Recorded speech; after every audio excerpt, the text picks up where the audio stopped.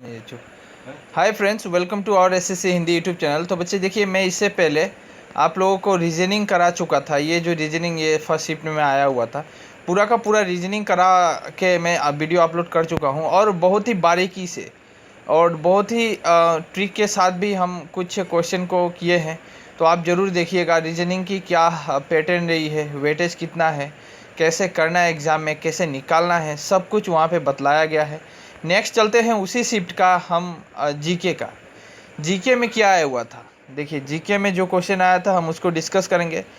Discuss करने से आपको यह मालूम हो जाएगा कि जीके की क्या वेटेज रह रही है और जीके में क्या पढ़ना है क्या नहीं पढ़ना है। बाय द वे चलते हैं जीके की क्वेश्चन पे। पहला क्वेश्चन आप आराम से पढ़िए, क्या दिया गया है।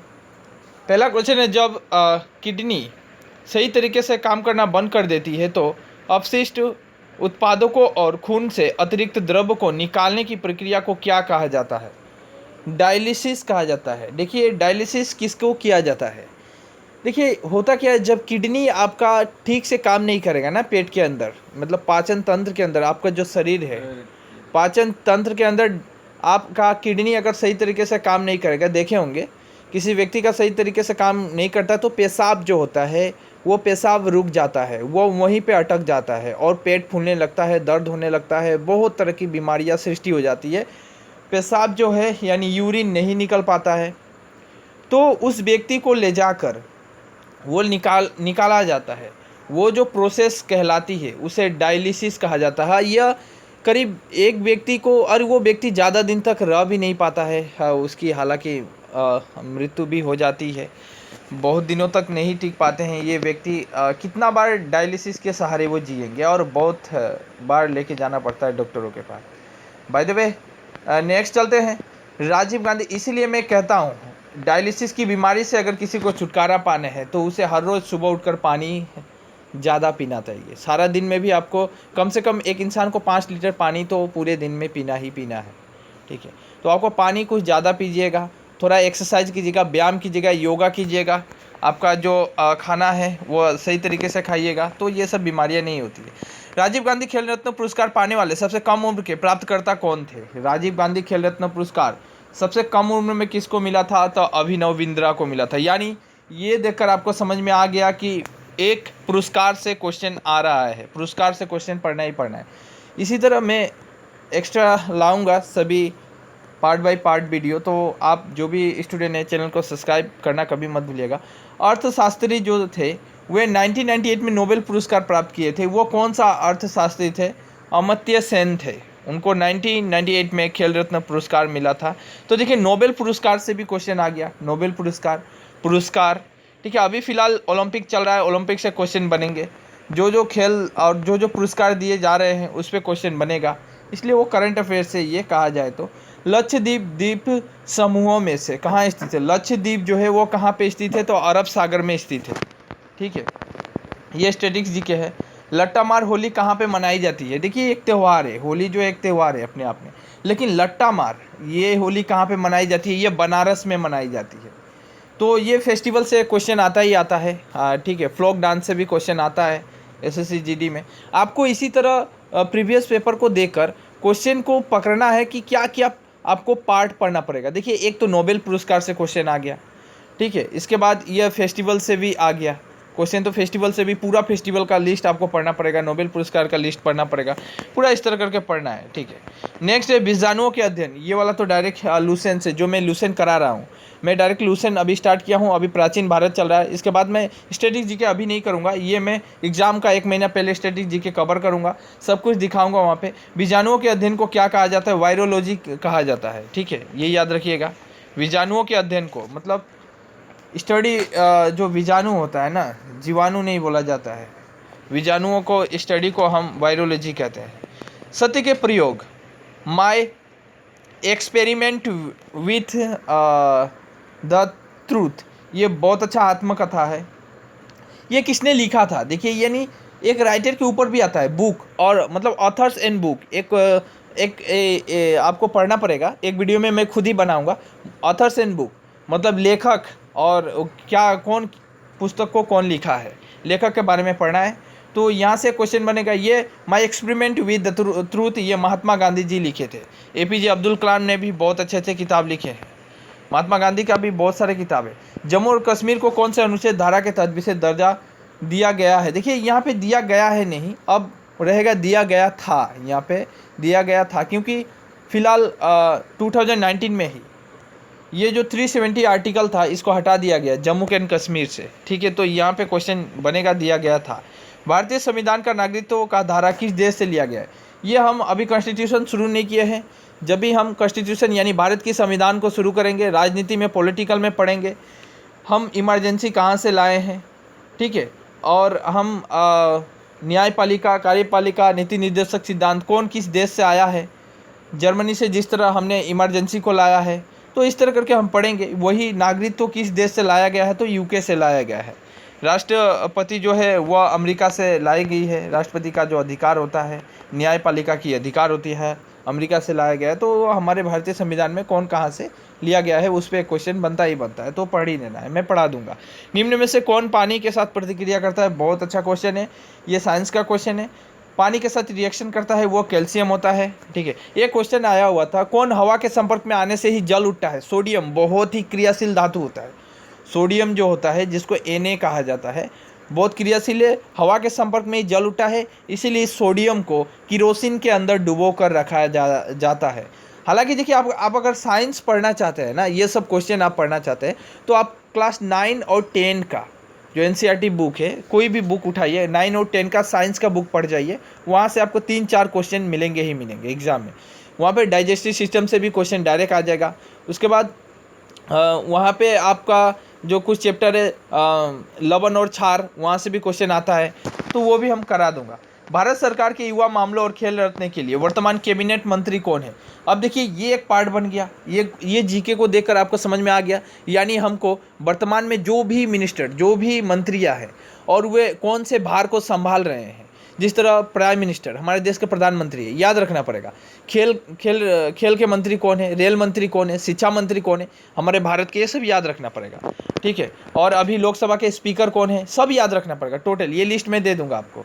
तो यहाँ पे राज्यवर्धन सिंह राठौड़ ये उस समय थे, अभी याद नहीं रखना है, ये करंट अफेयर्स से है, इसको आप यहाँ से याद मत कीजिएगा, ये छोड़ दीजिए, ये करंट अफेयर्स का है। भारत के न्याय तंत्र में अदालतों का पद्मानुक्रम शामिल है, जिसमें सबसे ऊंचा कौन होता है? तो ग्राम पंचायत को रखा गया है। 300 देखिए ग्राम पंचायत पे क्वेश्चन भी आता है। 73 अमेंडमेंट बहुत अच्छा क्वेश्चन है, याद रखना पड़ेगा। 300 कैच लपकने वाले भारत के पहले विकेट कीपर कौन है? 300 कैच पकड़े हैं, लपकने वाले पकड़े हैं, ये है MS धोनी। तो ये भी खेल से, यानी खेल से क्वेश्चन आ ही रहा है, आप देख रहे हैं। यथा जून 2018 में भारतीय फुटबॉल खिलाड़ी दुनिया के दूसरे सबसे ज़्यादा गोल करने वाले खिलाड़ी कौन बने थे? सुनील छेत्री।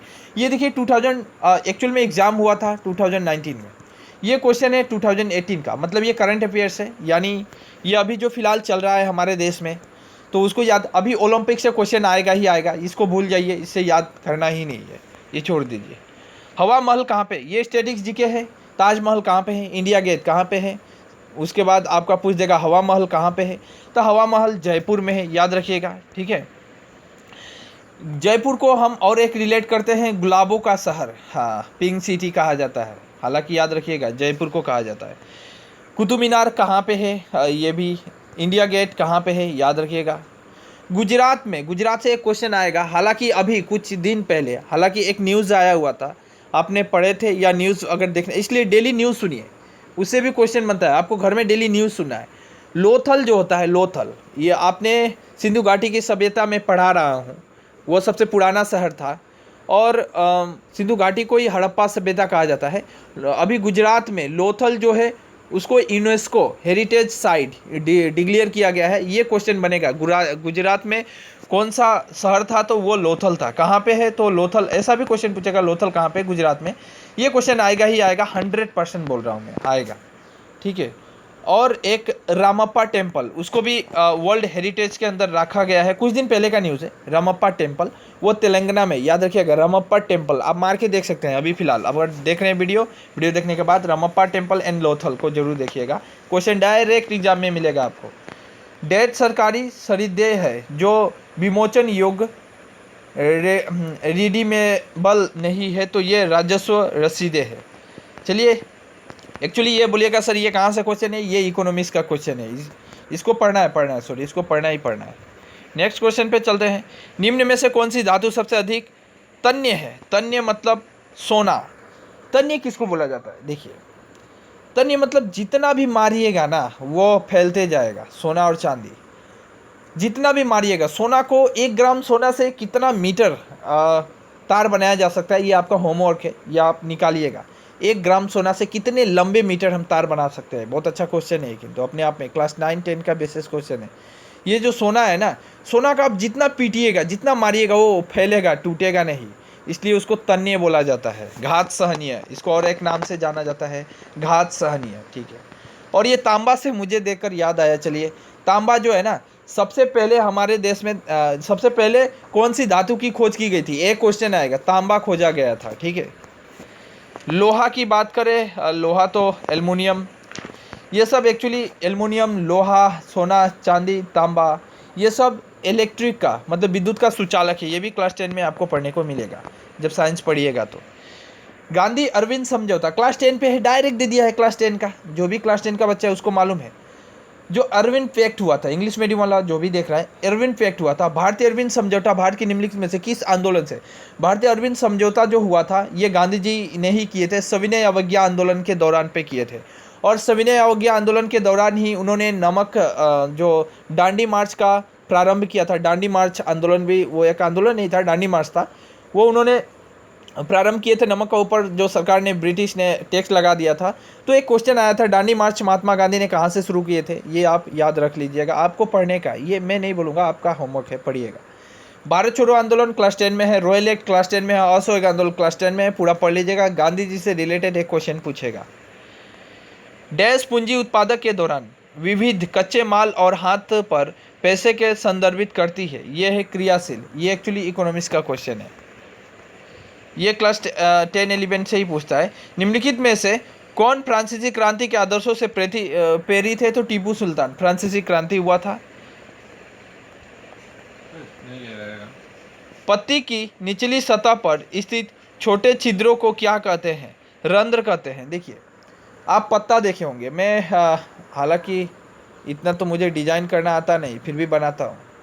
आपने पीपल के पत्ते देखे होंगे, बिल्कुल ऐसा होता है। पीपल का पत्ता जब सूख जाता है तो देखिए झाड़ी की तरह इस तरह बूंदा बूंदा दिखाई देता है।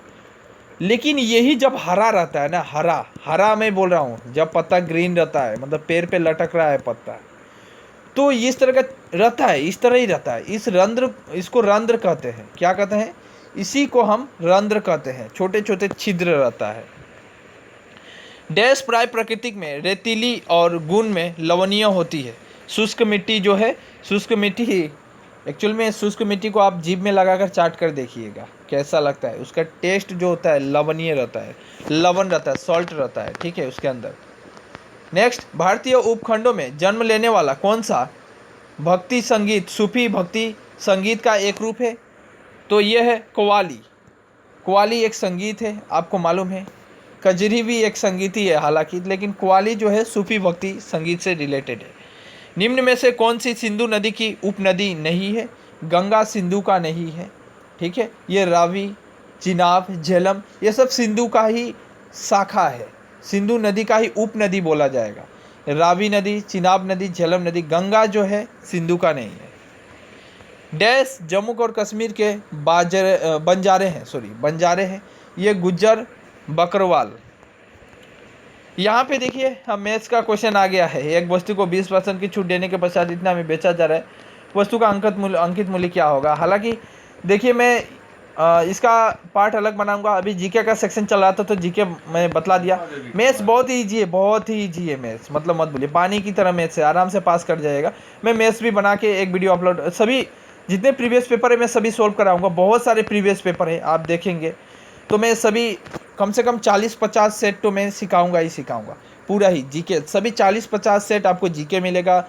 आपका जो प्रीवियस पेपर का मैथ्स था, रीजनिंग था, इंग्लिश था, हिंदी था, सब कुछ मैं दूंगा। आप हमारे चैनल को सब्सक्राइब करना कभी मत भूलें। ये अपॉर्चुनिटी आपके लिए है, बहुत ज़रूरी है, और ये अपॉर्चुनिटी को फ़ायदा आप लेने के लिए चैनल को सब्सक्राइब करके बेल आइकन दबाना कभी ना भूलें। Bye bye, take care.